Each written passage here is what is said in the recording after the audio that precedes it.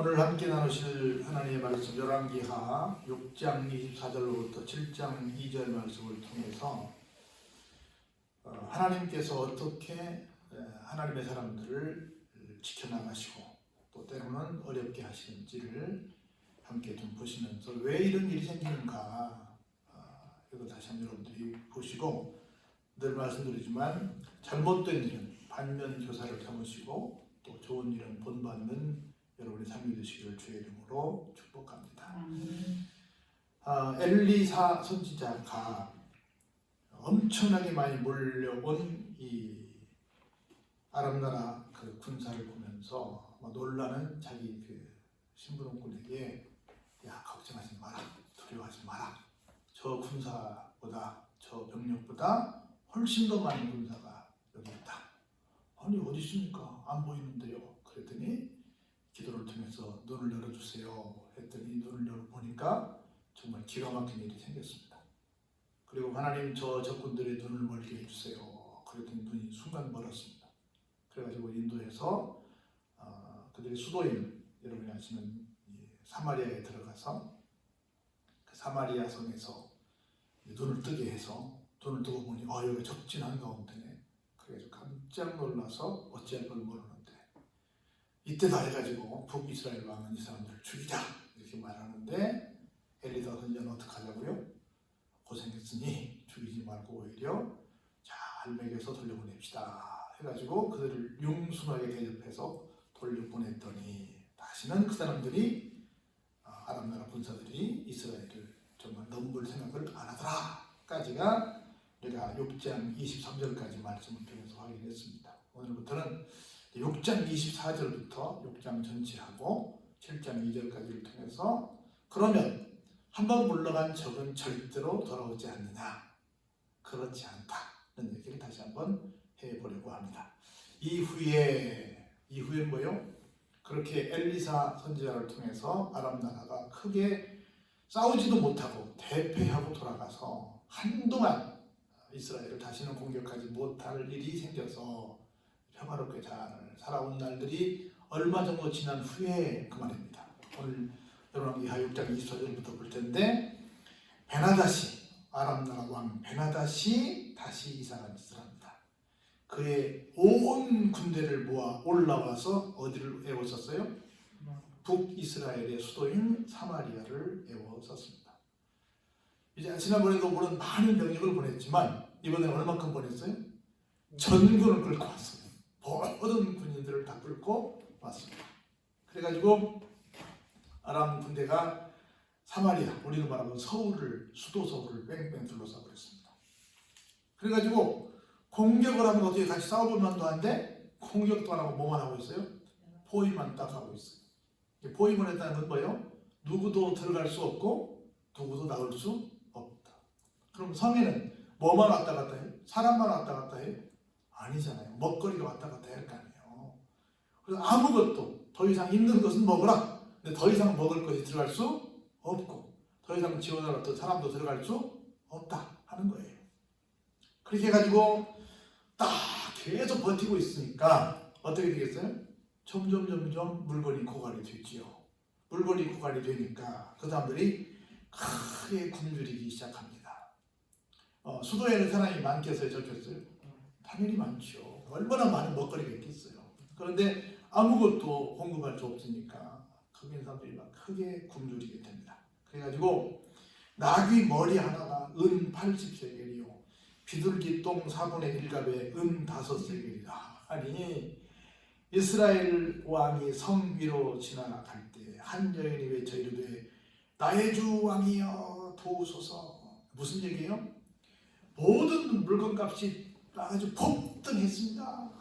아마 그 돈이 있어도 살 수도 없습니다. 이렇게 막 아우성을 치고 있는데 그때 왕이 도대체 우리 국민들이 지금 어떻게 살고 있나 한번 가서 보자 하고 왕이 나와서 한번 쓱 둘러보는데 그때 어떤 여인이 왕을 알아보는 거예요.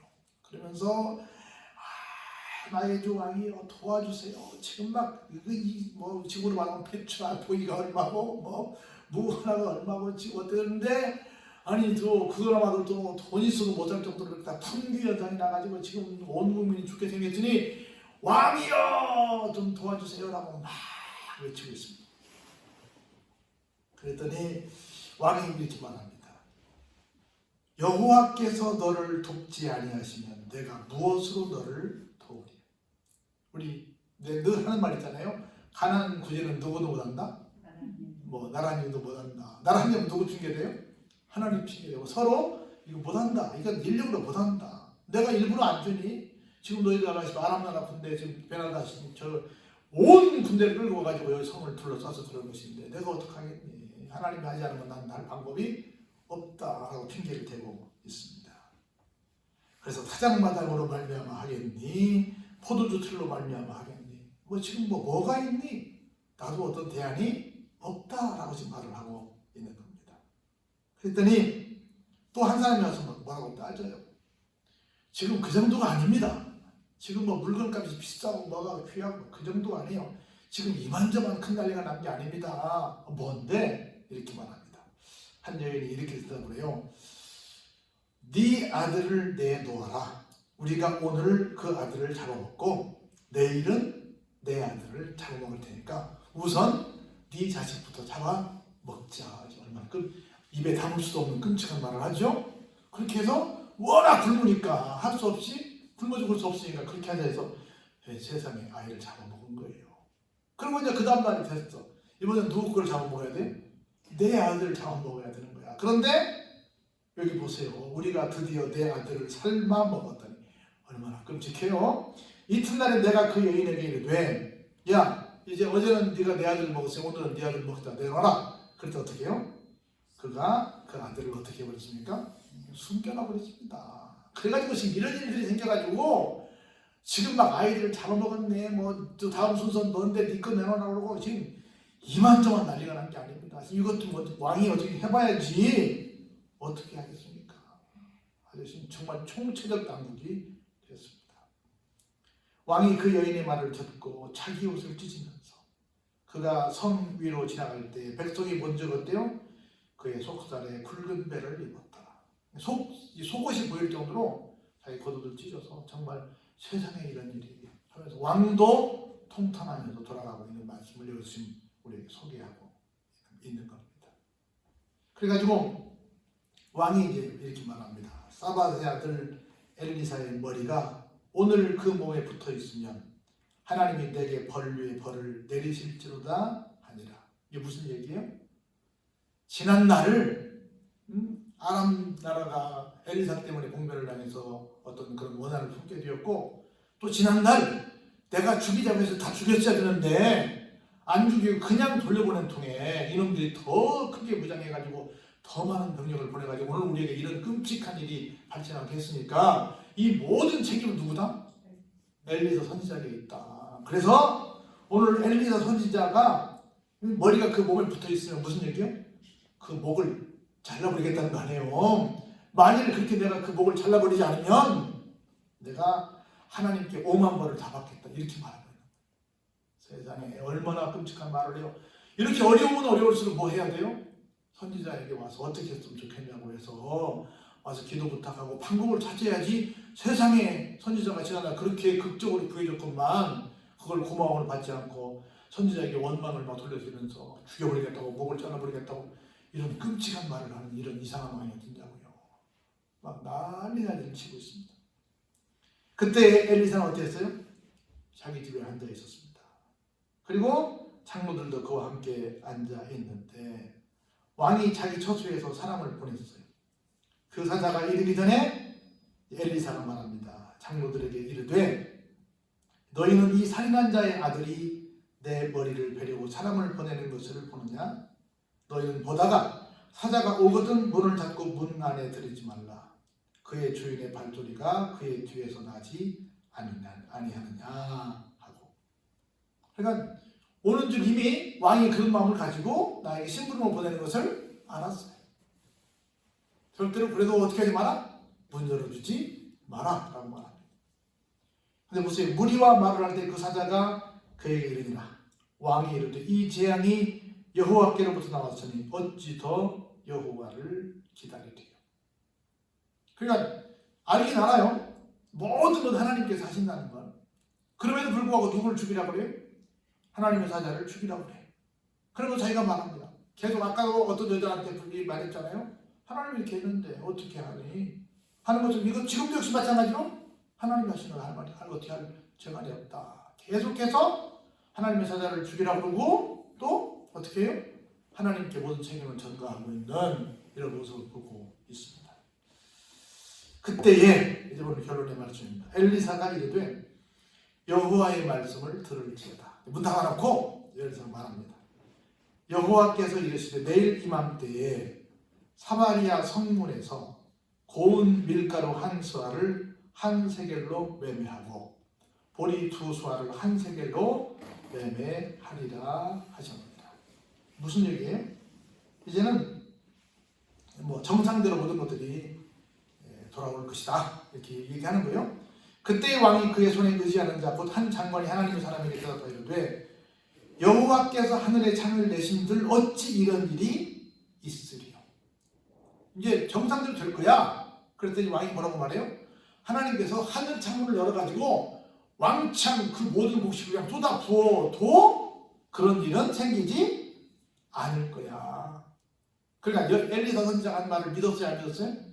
안 믿었다는 거지. 무슨 얘기? 하나님이 늘 이런 방법, 이런 문제 해결할 수 있겠어? 하나님도 이런 문제를 해결 못해.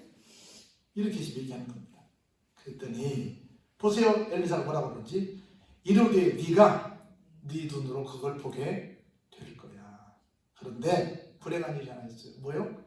너는 그것을 먹지 못할 거야. 진짜 일어난다니까? 진짜 이 기적이 일어날 거야. 근데 너는 보긴 보는데 그걸 먹지 못할 거야. 무슨 얘기야? 너는 죽을 거라는 거야. 이게 오늘 본문의 말씀이 됩니다. 이 말씀을 통해 몇 가지 머리 함께 교훈이 될 만한 얘기를 찾아보면 첫 번째로 우리가 어떤 큰 어려움을 맞았어요. 그리고 이제 그 어려움을 해결했어요. 어려움 해결해 두면 그냥 영원히 그 어려움이 나한테 안 왔으면 좋겠는데 그 어려움이 나한테도 찾아오기도 해요. 어려움이 찾아오기도 합니다. 찾아온 이유가 있어요. 찾아온 이유가 여러 가지가 있겠지만 여기 극적으로 오늘 본문 우리 읽은 것에만 얘기한다면 누구를 통해서 찾아온 이유를 알 수 있어요? 믿음 없는 왕을 통해 찾아올 수 있죠. 그렇죠? 첫 번째 믿음 없는 왕. 왕이 뭐라고 그래요? 아이, 다 하나님 탓이야. 그리고 그 선지자 탓이야.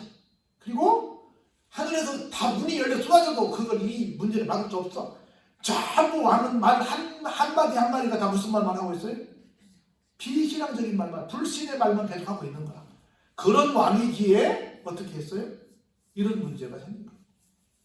두 번째는 백성들도 마찬가지야. 이런 일이 생기면 뭐 해야 돼요? 하나님께 모여서 기도해야지. 근데 기도 안 하고 뭐 했어요? 막 물가를 올렸어요. 이참에 우리가 물가가 비싸지는데 돈 좀 벌자고 물가를 올렸어요. 그리고 또 심지어 뭐까지 했어요? 애들을 잡아먹기까지 했어요. 얼마나 끔찍해요. 하나님께 문제를 해결하려고 해야지. 이참에 장사하겠다고 그러고 이참에 그냥 끔찍한 사람으로는 상상할 수 없었던 그런 일들을 막 해내니 백성들 또한 믿음이 있었어요? 없었어요? 없었어요. 왕도 믿음이 없고 백성들도 믿음이 없으니 당연히 뭐가 돼요? 이런 재앙이 올 수밖에 없지요. 그래서 한번 떠나간 재앙이 계속 나한테 오지 않게 하기 위해서는 뭐 해야 된다? 내가 끝까지 믿음을 잘 지켜야만 한다는 거예요. 그리고 세 번째는 우리가 왕도 그렇고 백성들도 그렇고 계속 뭐만 해요? 핑계만 댑니다. 좋을 때는 목사님 덕이에요, 선지자님 덕이에요 해놓고 어려워지면 또 너 때문에 그래. 누구 덕분에가 누구 때문에가 돼버리는 경우가 된다는 거죠. 그래서 모두의 책임으로 알고 해야 되는데 그러지 못하고 무슨 일이 생기면 꼭 우리는 마녀 사냥을 하잖아요. 그래서 책임을 누가 전가해서 그 사람이 꼭 어떤 봉변을 당해서 시선을 사람들의 시선을 그쪽으로 돌려가지고 그 문제를 책임자들이 피해가려고 하는 것들이 있잖아요. 그래서 막 어떤 사건이 터지면 막 책임 추구하는데 그때 요상하게 생각지도 않은 사건이 터지잖아요. 그럼 이 사건을 묻혀버리고 이 사건으로 다 가버리잖아요. 계속해서 우리는 누군가에게 책임을 막 전가하는 이런 부분들을 갖고 있는데 그럴 때마다 다 모두 내 책임이다. 내가 그랬다. 내가 기도하지 못해서 그랬고 내가 정상적으로 그렇게 하지 못해서 그랬다라고 말을 해야 되는데 그렇지 않은 경우들이 너무 많다. 겁니다. 그 다음에 마지막 하나는 하나님께서는 분명히 말씀하십니다. 절대로 이들이 그냥 그대로 죽게 만들어요? 아니면 정상대로 회복하게 만들어요? 정상 회복하게 만들어요.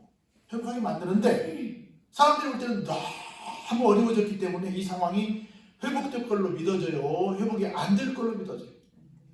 안 될 걸로 믿어져요. 안 될 걸로 믿어집니다. 근데 하나님은 반드시 그건 하나님께는 아무것도 아니에요.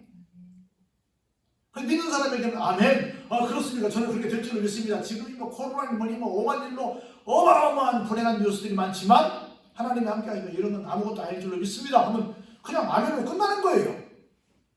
근데 안 믿으니까 그래? 하나님도 굉장히 선지자를 통해서 좀 쌤통이라고 말씀하시죠. 꼭 일어난다. 근데 너는 얼마나 좀 쌤통이야. 우리말로 말하면 쌤통이야. 그러니까 내가 쌤통이야의 대상이 되면 되겠지 안 되겠어요? 안 되죠. 안 되죠. 그래서 어떤 상황에서도 하나님이 나는 책임져 주신다. 하나님이 우리는 책임져 주신다. 하나님 우리나라를 책임져 주신다. 하나님 손대시면 끝까지 그 포위를 몇 개 몰랐던 그건 아무 문제 없다 하는 믿음이 우리 속에 있어야 될 줄로 믿습니다. 그래서 지금 우리가 여러 가지 많은 참 개인적으로 나라적으로 뭐 많은 부정적인 뉴스들이 많습니다만은 별로 중요하지 않습니다. 하나님께서 언제 손을 대시냐가 중요하지 다른 건 중요하지 않아요. 그래서 환란이 올 수도 있습니다.